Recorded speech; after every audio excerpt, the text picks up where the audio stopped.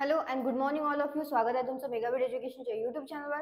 तर चला बघूया आजचे आपले व्होकॅब्युलरीचे वर्ड्स, वन वर्ड सबस्टिट्यूशन्स आणि इडियम्स अँड फ्रेजेस सोबत त्याचे सिनोनिम्स आणि अँटोनिम्स आणि मराठी मीनिंग्स. तर फर्स्ट वर्ड बघूया. फर्स्ट वर्ड काय आपला? तर फर्स्ट वर्ड आहे स्क्रिमिशेस.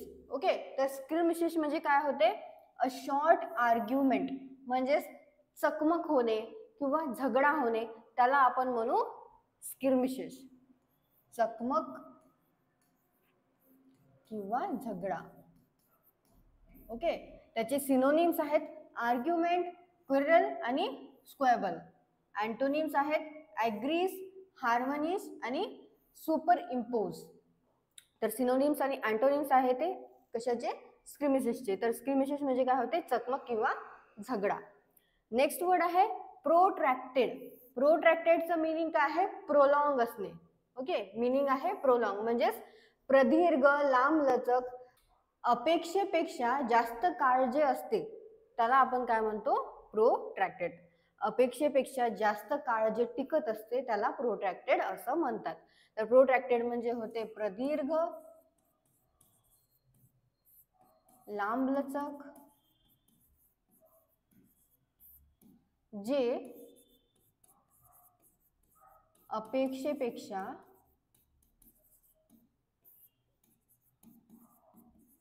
जास्त काळ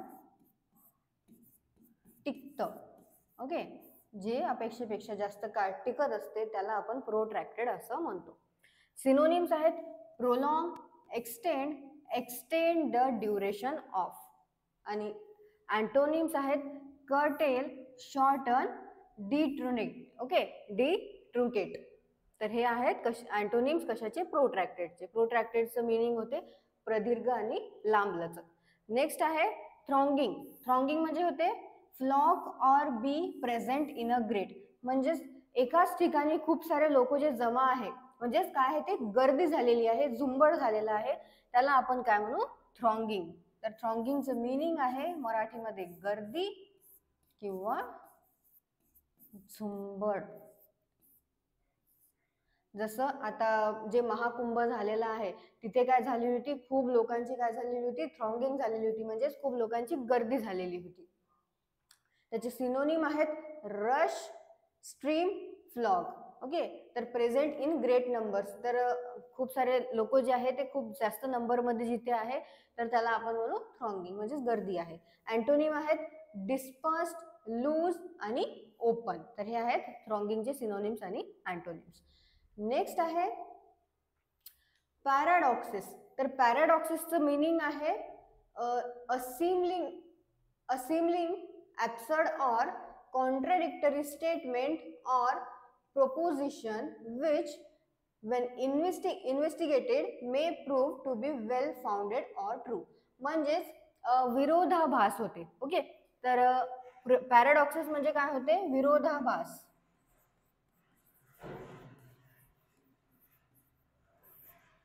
किंवा एकमेकांच्या विरुद्ध सुद्धा म्हणू शकतो आपण. ओके, विरोधाभास किंवा एकमेकांच्या विरुद्ध. तर याचं मिनिंग काय आहे? तर एक हास्यास्पद किंवा असंच कॉन्ट्राडिक्टरी स्टेटमेंट, जे काय, जे जर त्याची जर इन्व्हेस्टिगेट केलं, जे त्याची जर तपासणी केली तर ते काय ठरू शकते? ट्रू ठरू शकते, म्हणजेच योग्य ठरू शकते किंवा सत्य सुद्धा ते ठरू शकते. तर त्याला आपण काय म्हणू? पॅराडॉक्सिस.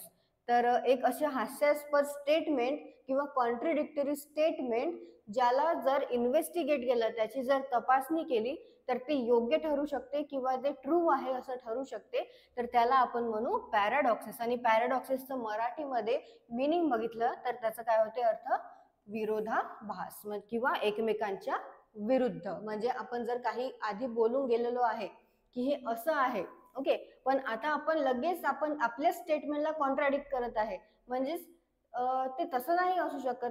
ओके, तर त्याला आपण काय म्हणू? की आपण सेल्फ कॉन्ट्राडिक्ट करत आहे आपल्या स्टेटमेंटला, म्हणजे आपलं स्टेटमेंट जे आहे ते आपण आपल्या स्टेटमेंटला चुकीचं ठरवत आहे समोरच्या समोर, म्हणजे काय आहे ते? पॅराडॉक्स असं होते. सिनोनिम काय आहे? Contradiction, contradiction in terms, self contradiction. Self contradiction तुम्हाला मी सांगितलं की आपण आधी जे बोललेलो आहे त्यालाच आपण ते चुकीचं ठरवत आहे, म्हणजे ते सेल्फ कॉन्ट्रडिक्ट करत आहे आपण आपल्या स्टेटमेंटला. नेक्स्ट अँटोनिम आहे अॅक्युरसी, सर्टनिटी आणि करेक्शन. तर हे आहेत कशाचे मीनिंग्स, पॅराडॉक्स, पॅराडॉक्सेसचे सिनोनिम्स आणि अँटोनिम्स. नेक्स्ट बघूया. Next one word substitution. तर वन वर्ड सबस्टिट्यूशन मध्ये फर्स्ट आहे a list of explanations of rare, technical or obsolete words. म्हणजे जे रेअर वर्ड्स आहे किंवा टेक्निकल वर्ड्स आहे त्याचे एक्सप्लेनेशन जे लिस्ट मध्ये दिले जातात तर त्याला आपण काय म्हणतो वन वर्ड मध्ये ग्लॉसरी. ग्लॉसरी म्हणजे काय होते, शब्दकोश किंवा शब्द संग्रह. तर शब्दकोश किंवा शब्द संग्रहाला आपण काय म्हणू वन वर्ड मध्ये ग्लॉसरी. म्हणजेच की एक लिस्ट ऑफ एक्सप्लेनेशन दिलेला आहे त्या वर्ड्सचं जे की रेअर वर्ड्स आहे आणि टेक्निकल वर्ड्स आहे त्यांचं. तर ग्लॉसरी म्हणजे काय होते, शब्दकोश किंवा शब्द संग्रह.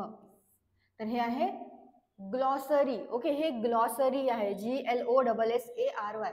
ग्लॉसरी म्हणजे होते शब्दकोश आणि ग्लॉसरी सोबतच मिळता जुळता एक वर्ड आहे जो आहे ग्रॉसरी. ग्रॉसरी म्हणजे काय होते की आपण जे घ्यायला जातो सामान, ओके, त्याला ग्रॉसरी म्हणतो. सामान म्हणजे जसं की आपण किराणा घ्यायला जातो किंवा काही सामान घ्यायला जातो त्याला किराणा सामानला मेनली काय म्हटले जाते, ग्रॉसरी. ओके, हे आहे ग्लॉसरी. वेगळे वेगळे वर्ड्स आहे, फक्त प्रोनाउन्सिएशन थोडंफार सेम येत असतं. तर ग्रॉसरी म्हणजे होते शब्दकोश. नेक्स्ट आहे a word or practice that has gone out of use. म्हणजेच काय, ऑब्सोलेट. तर जे खूप जुनं पुराणं आहे, जे आता नाही आहे, म्हणजे लुप्त झालेलं आहे, तर त्याला आपण म्हणू वन वर्ड मध्ये ऑब्सोलेट. ओके, जे की जुनं पुराणं आहे आणि आता ते दिसून पण येत नाही, जे की लुप्त झालेलं आहे, त्याला आपण म्हणू ऑब्सोलेट. तर ऑब्सोलेटचं मराठी मिनिंग काय होते, जुने पुराणे, लुप्तप्राय किंवा अप्रचलित. म्हणजे आता ते प्रचलित नाही आहे, ते अप्रचलित झालेलं आहे, ते लुप्त झालेलं आहे, जे काही आहे ते त्याला आपण म्हणू ऑब्सोलेट. जसं की आधी आपण बघत होतो, आधी जेव्हा नवीन नवीन मोबाईल्स आलेले होते तेव्हा आपण रिचार्ज मारत होतो. तर रिचार्ज कसे मारत होतो, तेव्हा ऑनलाईन नव्हतं मारत, तेव्हा आपल्याला कार्ड मिळत होते. ओके, ते कार्डला स्क्रॅच करायला लागत होतं आणि त्याच्यावर जो नंबर होता तो नंबर टाकून आपल्याला रिचार्ज मारता येत होतं.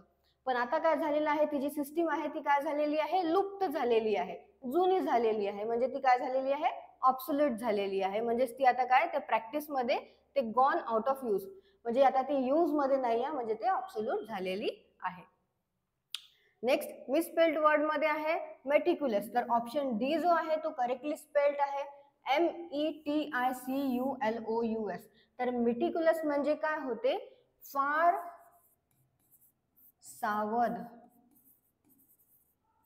किंवा काटेकोर किंवा आपण अत्यंत सावध सुद्धा म्हणू शकतो. ओके, तर मेटिक्युलस म्हणजे काय होते, फार सावध, काटेकोर किंवा अत्यंत सावध. आणि करेक्टली स्पेल्ड जो आहे, स्पेलिंग काय त्याची करेक्ट, ती आहे METICULOUS. नेक्स्ट वर्ड बघूया. नेक्स्ट वर्ड आहे डिफेमेशन. डिफेमेशन जे ऑप्शन बी आहे ते करेक्टली स्पेल्ड आहे, DEFAMATION.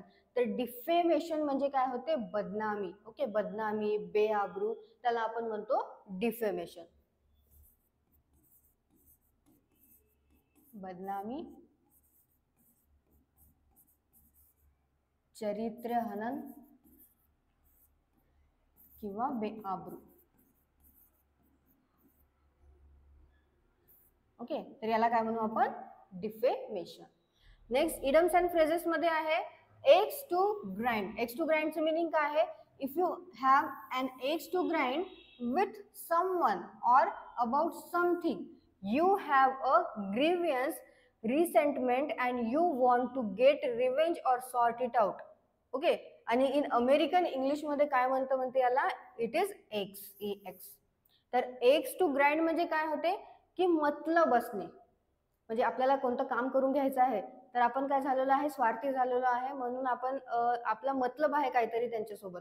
म्हणजे काय आहे, एक्स टू ग्राइंड. तर एक्स टू ग्राइंड म्हणजे काय होते, मतलब असणे किंवा स्वार्थ असणे किंवा स्वार्थी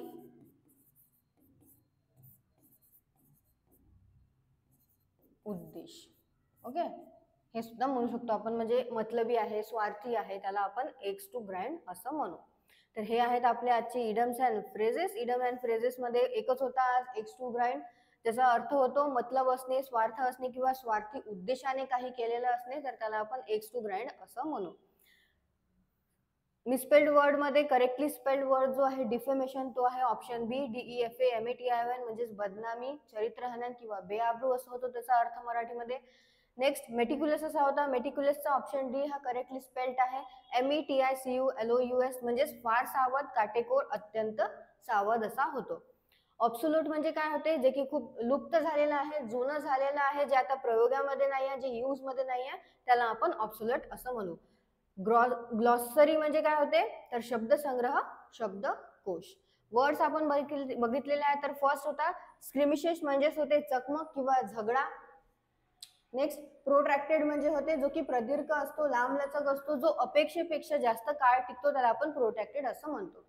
नेक्स्ट थ्रॉंगिंग म्हणजे होते खूप सारी गर्दी, खूप लोक खूप एका जागी जर जमलेले आहे, जसं आता महाकुंभमध्ये झालेलं होतं, तर त्याला आपण काय म्हणू, थ्रॉंगिंग, म्हणजेच गर्दी किंवा झुंबड. आणि लास्ट होता पॅराडॉक्सेस. पॅराडॉक्सेस म्हणजेच काय होते, विरोधाभास, एकमेकांच्या विरुद्ध. ओके, म्हणजेच कॉन्ट्राडिक्ट करणे आपली स्टेटमेंट, म्हणजे सेल्फ कॉन्ट्राडिक्शन असं होतं त्याचा अर्थ. तर याचे तुम्ही मिनिंग्स आणखी वाचून घ्या, मराठीमध्ये वाचा, तुम्हाला हिंदीमध्ये वाचायचं आहे हिंदीमध्ये वाचा, सिनोनिम्स आणि अँटोनिम्स वाचा, यांचे सेंटेन्सेस तयार करा. सेंटेन्सेस तयार केल्याने लक्षात राहतात, आणखी जे वर्ड्स आहेत ते आणखी लक्षात राहतात, त्यांचे सिनोनिम्स आणखी लक्षात राहतात. मराठीमध्ये वाचल्यावर आणखी जास्त आपल्याला कळून येतं की त्याचं मिनिंग काय, आणि त्या मिनिंग नुसार तो वर्ड काय आहे हे पण आपल्याला लक्षात येतं. तर असंच अभ्यास करत चला. All the best all of you and thank you.